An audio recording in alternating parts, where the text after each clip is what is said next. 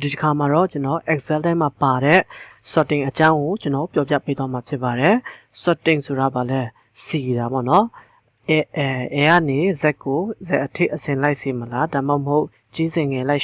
စီမလားငယ်စင်ကြီးလိုက်စီမလားဒါတွေကို sorting လို့ခေါ်ပါတယ်ဥပမာဒီမြန်မာစာအမှတ်ကိုအများဆုံးကနေအနည်းဆုံးကိုတန်းစီပြီးတော့စေချင်လားအင်္ဂလိပ်တွေလည်းအဲ့လိုပေါ့နော်အင်္ဂလိပ်သင်ချာဒီအမှတ်တွေအားလုံးကိုဒီ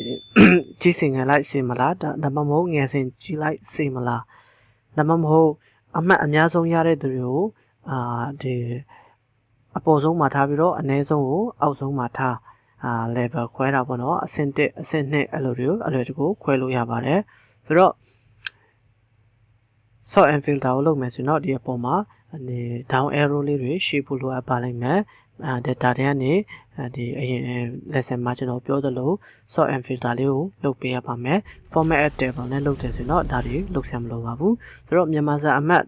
သင်္ချာအမှတ်အများဆုံးရတဲ့သူတွေကိုတိချင်အများဆုံးအနည်းဆုံးအဲ့လိုတိချင်ဒီထဲကိုတွားလိုက်ပါတွားပြီးတော့ sort largest to smallest ပေါ့နော် largest to smallest ကိုနှိပ်လိုက်ပါဒါဆိုရင်သင်္ချာအမှတ်အများဆုံးကနေအနည်းဆုံးကိုဖော်ပြပေးပါတယ်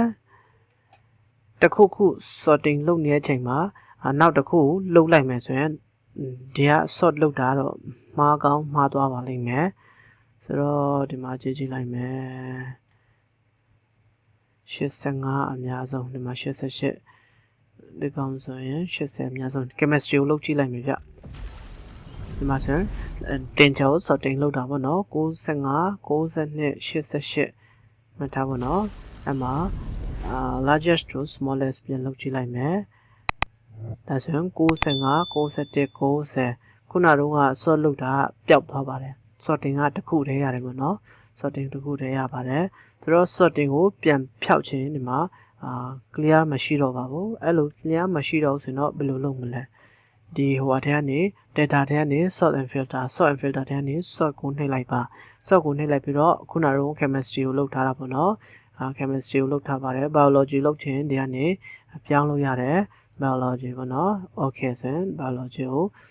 sorting လုပ်ပြီးသားဖြစ်သွားပါလိမ့်မယ်ဆိုတော့ဖြုတ်ခြင်းဒီကနေဖြုတ်ပေးရပါမယ်ဒီကောင်ကျွန်တော် sort လုပ်ထားတာကိုdelete level ပေါ့နော် delete level ပြန်လုပ်ပြီးတော့ okay လုပ်ပေးလိုက်ပါဒါဆိုရင်ကျွန်တော် sorting လုပ်ထားတာဖြတ်သွားပြီပေါ့နော်ဖြတ်သွားပါပြီဖြတ်သွားပြီမဲ့အမှာ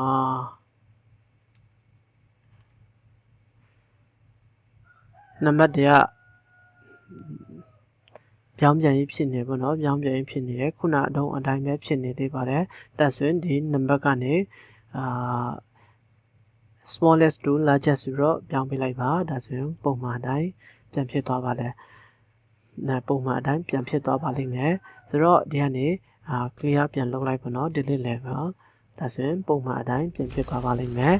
ဆိုတော့level 1 2 3ပြန်ခွဲခြင်းဒီကနေအဆင့်1အဆင့်2ပေါ့နော်ဒီကနေကျွန်တော်တို့ insert တစ်ခုလုပ်လိုက်မယ် insert ဒီမှာ level ပေါ့နော်အဆင့်1အဆင့်2 level level ဆိုပြီးတော့ပေးလိုက်မယ်ဒါဆိုရင်အမှတ်ပေါင်းအများဆုံးကိုကျွန်တော်တို့ sort လုပ်ရပါလိမ့်မယ်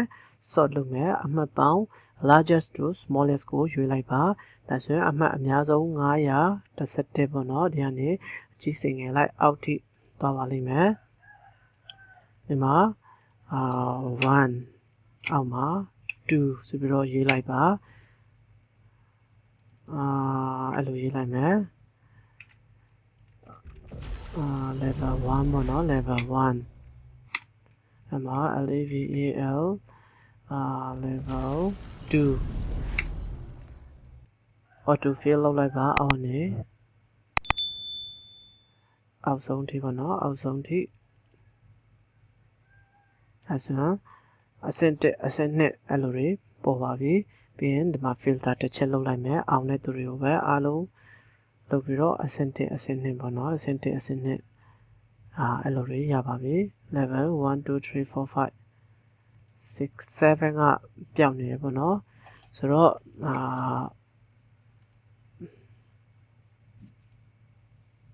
ဒါကိုပြန်ဖြတ်လိုက်မယ် အောင်တဲ့သူတွေကိုတတ်ကျွန်တော်တို့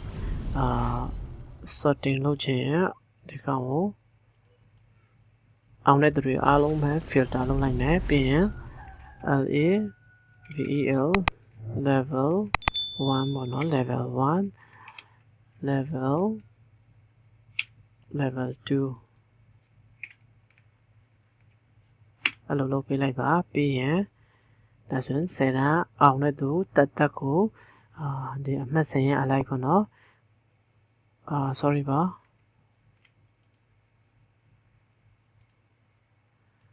level 1 level 2 level 1နဲ့ပဲဖြစ်နေပြီဗျ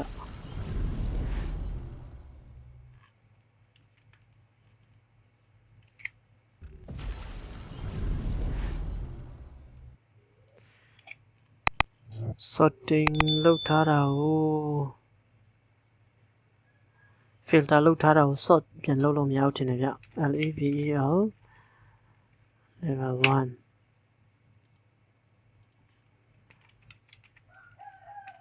level 2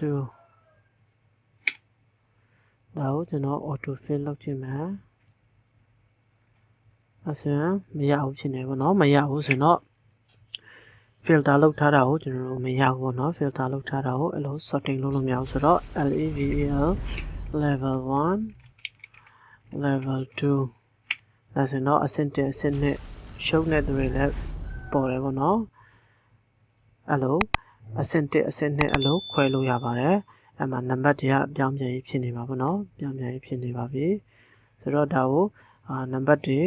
အဆင့်လိုက်ထားချင်တော့ smallest to အဲ့လိုပြန်လုပ်ပေးလိုက်ပါဒါဆိုရင်တော့အဆင့်ဘယ်လောက်အဲ့ဒီ row number 1ကအဆင့်ဘယ်လောက် row number